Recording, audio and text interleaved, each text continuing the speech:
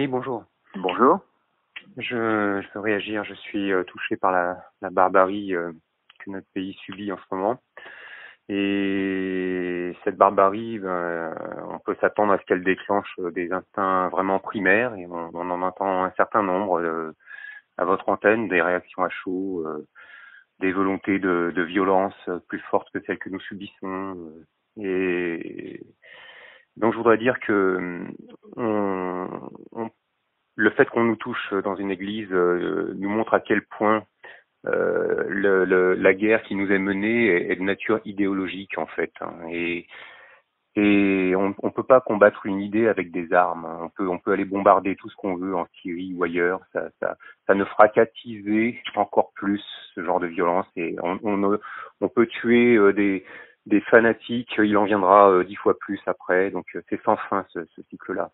On combat une idée avec des idées plus fortes que celles qui nous attaquent. Hein, et les idées plus fortes, nos gouvernements successifs sont incapables de les porter. Il faut bien se rendre compte que si aux yeux du monde occidental, c'est-à-dire en gros les États-Unis et l'Union européenne, nous sommes agressés, il faut bien voir que dans le reste du monde, c'est-à-dire l'immense partie du monde, nous sommes les agresseurs. Hein. Nous avons attaqué en premier des pays de façon illégale et illégitime pour des intérêts vraiment odieux, hein, d'ordre financier, d'ordre d'armement, d'ordre hydrocarbures avec du pétrole et du gaz en veux-tu en voilà.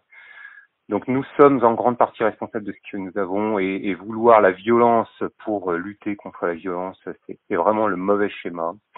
Et c'est le schéma dans lequel on essaie de nous entraîner. Voilà, donc j'invite tous les auditeurs à réfléchir un petit peu. Il existe des solutions beaucoup plus intelligentes. On ferait bien de commencer par quitter militairement les pays que nous occupons, enfin, dans lesquels nous intervenons militairement de façon illégale. Et puis après, il faudra qu'on présente des excuses à ces pays que nous avons agressés. Des excuses, hein, j'ai bien dit. C'est la moindre des choses.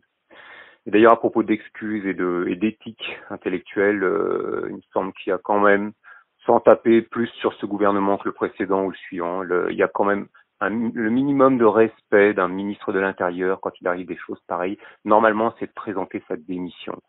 Après que cette démission soit refusée par le président de la République ou par le Premier ministre pour des raisons X ou Y, parce que c'est pas de sa faute. Ok, mais on présente sa démission. C'est l'honneur qui veut ça dans notre pays. Apparemment, nos dirigeants n'ont plus d'honneur, n'ont plus d'éthique.